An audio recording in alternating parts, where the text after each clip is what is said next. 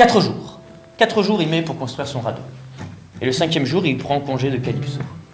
Et comme elle lui avait promis, elle a disposé des provisions, du vin, de l'eau, du pain sur le radeau. Et même elle est allée jusqu'à souffler dans sa voile pour qu'il s'éloigne plus promptement, pour qu'il atterrisse plus rapidement dans sa province d'Ithaque, pour qu'il rejoigne sa femme Pénélope.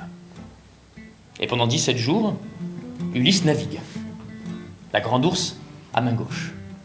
Le 18e jour, il aperçoit les montagnes des terres de Phéacie, l'état voisin de l'Ithaque. Le reste de son voyage se fera à pied. Enfin, c'est ce qu'il croit. Parce qu'au moment où il aperçoit les montagnes de Phéacie, eh bien, c'est à ce moment précis que Poséidon, le dieu des tempêtes, le dieu des océans, Poséidon, responsable direct des malheurs d'Ulysse, Poséidon le fou, Poséidon le déchaîné, c'est à ce moment-là que Poséidon rentre d'un congé en Afrique.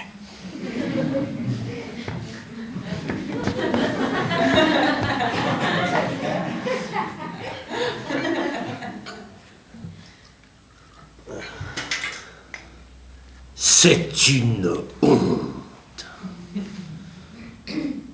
Les dieux ont changé la destinée d'Ulysse alors que j'étais en vacances en Éthiopie, en congé des Olympiens. Et voici qu'Ulysse approche des terres de Phéacie, où sa destinée est de rompre la longue chaîne des malheurs qui l'accablent. Déchaîné.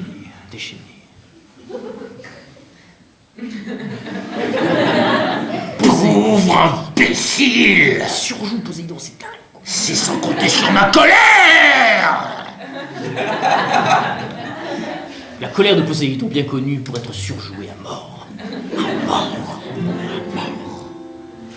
Poséidon s'enflamme et il saisit son trident et bien sûr il soulève le fond de l'océan. Et il rassemble toutes les tempêtes qu'il peut. Il récupère tous les vents aux 4 coins du globe.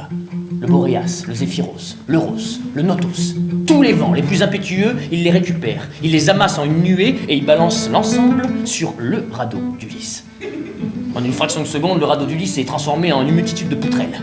Et lui réussit à survivre quand même. Il se hisse sur l'une des poutres, il se met à cheval dessus et il commence à battre la mer, plein du désir de nager. Et il combat la colère de Poséidon pendant 2 jours et 2 nuits. Et ce n'est que le 3e jour que la colère du dieu se calme. Et la mer devient plus tranquille. Ulysse est épuisé, il n'a pas dormi, il n'a pas mangé. Et il se rend compte qu'il est revenu à son point de départ. À nouveau, il aperçoit les montagnes de Phéacie. Et dans un dernier effort, il se traîne. Il se traîne sur l'océan, puis sur la terre, à l'embouchure d'un fleuve. Et là, il aperçoit un arbre étrange. Un arbre constitué de 2 arbres. 2 arbres qui s'entremêlent. Un olivier sauvage et un olivier normal, pas sauvage.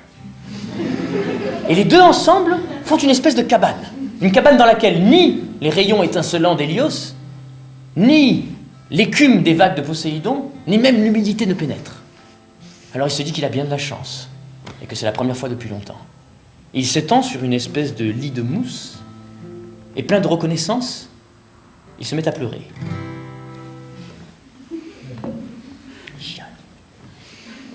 Athéna, sa déesse protectrice, Athéna, qui veille sur lui depuis le début de ses aventures à Troie, Athéna se matérialise à côté de lui, et elle répand le sable du sommeil sur ses paupières, pour qu'il s'endorme, et après elle disparaît, les laissant tous les deux seuls, lui et son compagnon de voyage, la solitude.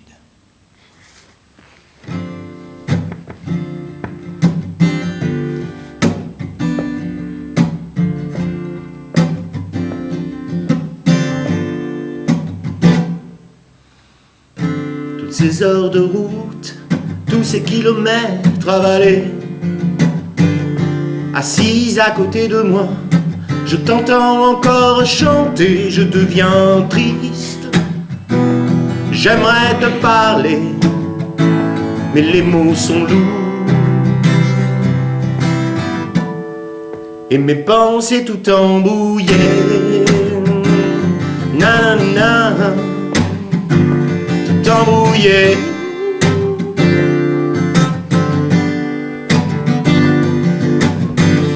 J'ai tout imaginé, mais je n'ai rien calculé. c'est pas facile d'aimer quand on a déjà tout donné. C'est sûrement le destin qui nous a rapprochés, alors je laisse faire. Et puis j'entends tout s'effondrer. Hey, hey, hey. Oui, j'entends tout s'effondrer. Je resterai seul et je vous laisserai danser. Et même si j'ai mal à crever, je ne veux plus jamais rien gâcher. Plus jamais rien gâcher.